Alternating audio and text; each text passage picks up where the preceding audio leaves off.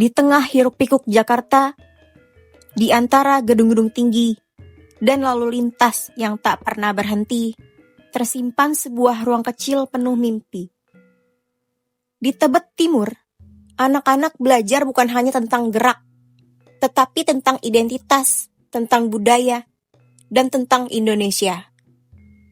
Disinilah langkah kecil mereka dimulai, menuju panggung yang lebih besar.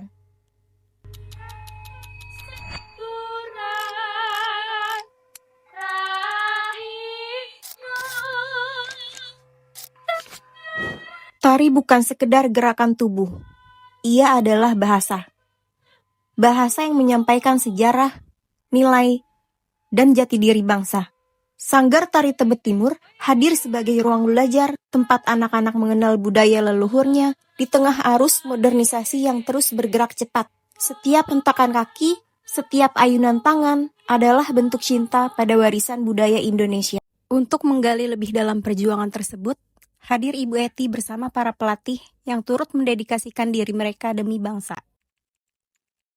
Aku mulai tahun 98 tepatnya, tapi saya itu kan penari. Jadi saya belajar tuh dari umur 4 tahun, udah mulai menari, ikut beberapa sanggar yang ada di Jakarta, tapi basicnya Minang. Nah, tuh belajarnya di tim, di LPKJ. Nah, itu di situ mulai belajar, terus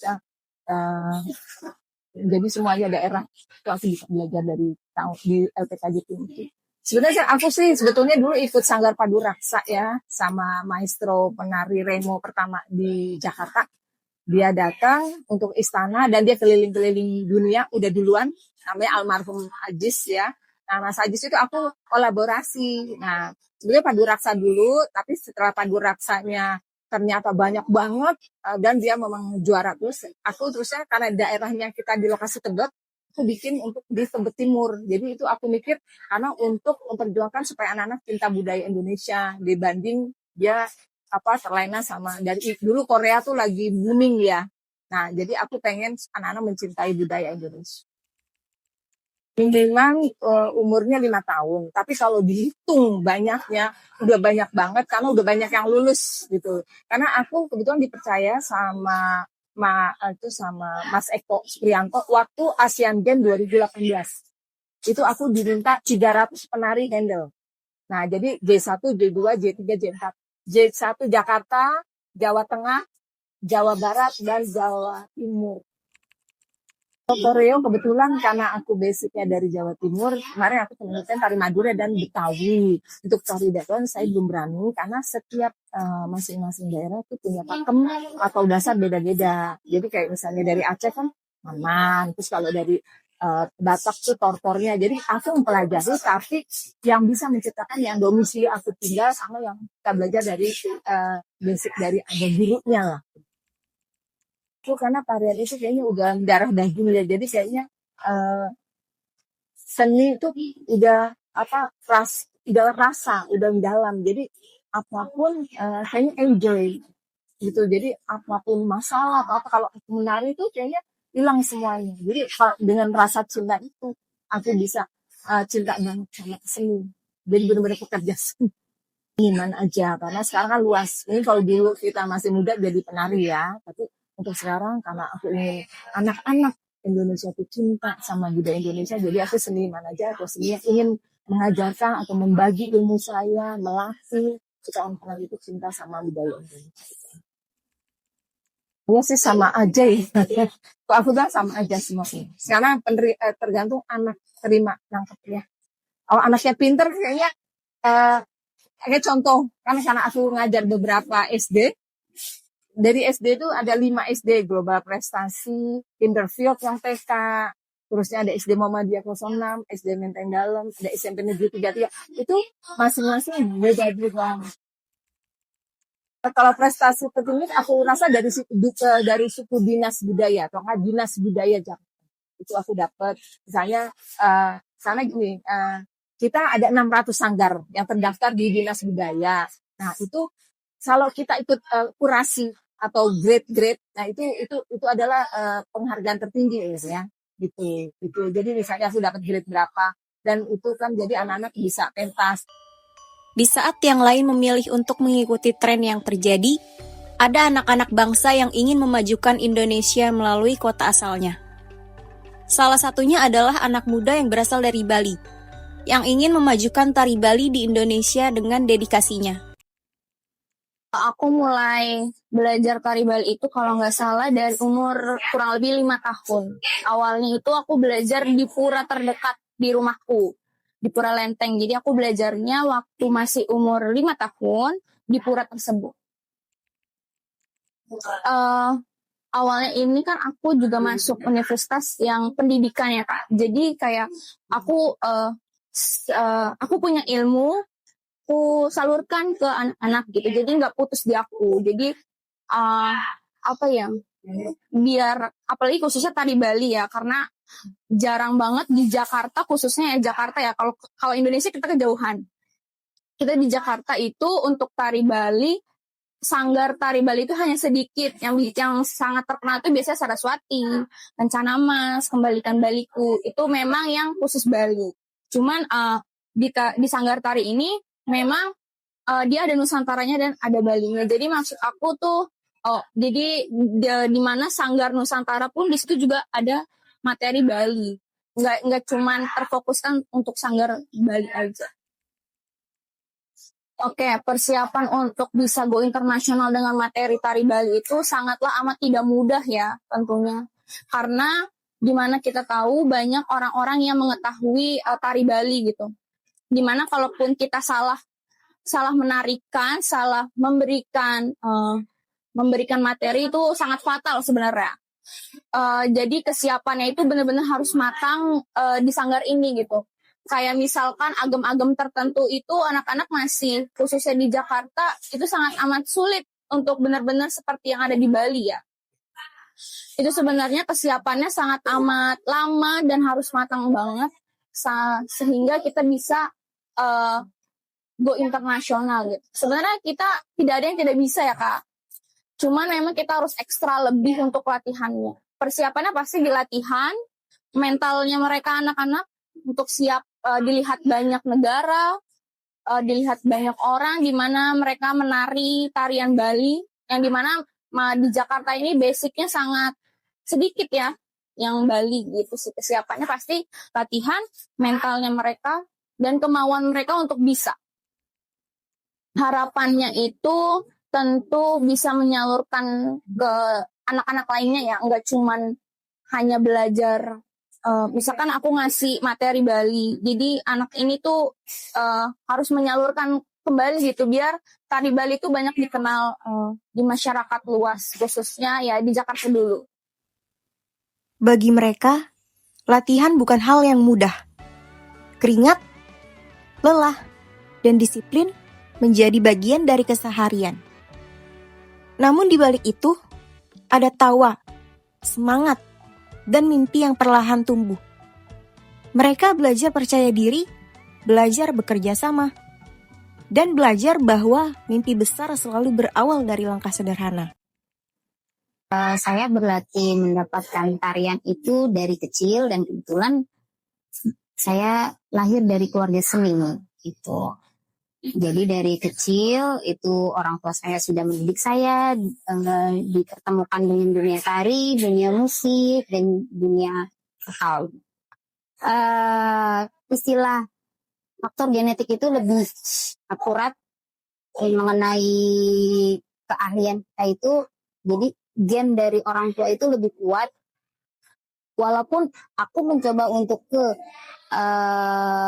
tempat lain, misalnya seperti pembukuan atau akuntansi atau apa, ternyata ajiknya itu ada di seni. Nah, jadi tapi tetap balance antara akademik dengan tari, itu tetap balance. Awal basically itu aku dari Banyuwangi, dari Jawa. Jadi di usia dini itu aku dikasih pakem basically itu Jawa Tengah ke yang tarian alus. Terus SMP itu aku mulai dikenali oleh Banyuwangi, dan karena kebetulan ayah saya adalah pemusik Banyuwangi, jadi benar-benar aku dikasih ilmunya bagaimana teknik stepnya untuk tari Banyuwangi.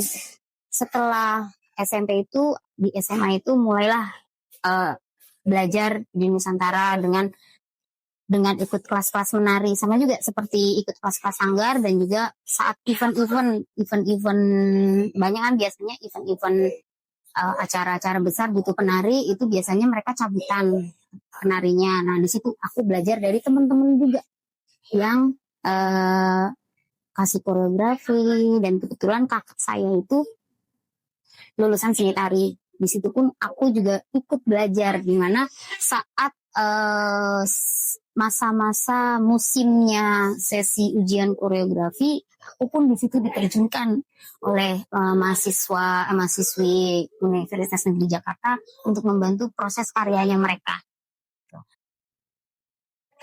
Untuk buat koreo itu biasanya saya melihat dari dasarnya dulu. Dasarnya kita mau ambil tema apa. Untuk sampel, kita tema mau mengangkat kebudayaan Betawi. Apa yang mau diangkat? Dari segi musik pertama. Segi musik itu kita mendapatkan materi musik, meriah. Berarti otomatis kita harus mencari tema dan judul sesuai dengan musiknya. Misalnya kayak kemarin, saya kemarin itu membuat tari selendang mayang, itu karena musik yang diberikan adalah sangat meriah. Dan selendang mayang itu kan makanan dari Betawi. Nah itu yang angkat. Dasar dari selendang mayang itu kan ada warna ya, ada warna hijau, pink, putih. Itu yang diambil yang dimasukkan ke dalam gerakan dengan menggunakan properti selendang dengan 3 konsonan warna si selendang mayang itu sendiri. Konsepnya dulu, terus musiknya, dan lalu diterapkanlah gerak-gerakan yang digunakan dari gerak dasar Betawi yang kita tahu, langsung dikembangkan. Paling sulitnya itu mereka tuh belum fokus dan disiplin untuk kapan timingnya kita latihan, dan untuk menghafalnya itu kan butuh effort ya. Jadi hafalan mereka itu yang harus benar-benar digenjot. Dan disiplinnya mereka itu kadang mereka kendor. Kalau udah 1-2 orang yang tidak masuk, mereka suka ikut-ikutan nggak masuk. Dan itu yang beratnya sih lebih ke menggenjot mereka untuk menghafal. Jadi kalau saya melatih mereka, memberikan gerakan, itu benar-benar yang aku push, kamu hafalin.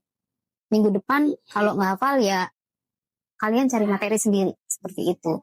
Jadi lebih menekankan mereka untuk menghafal gerakan, karena percuma kan kalau kita udah kasih gerakan besoknya, minggu depannya lupa, itu kita harus ngulang lagi. Sebenarnya kan jeda dari minggu ke minggu lagi itu kan agak lama.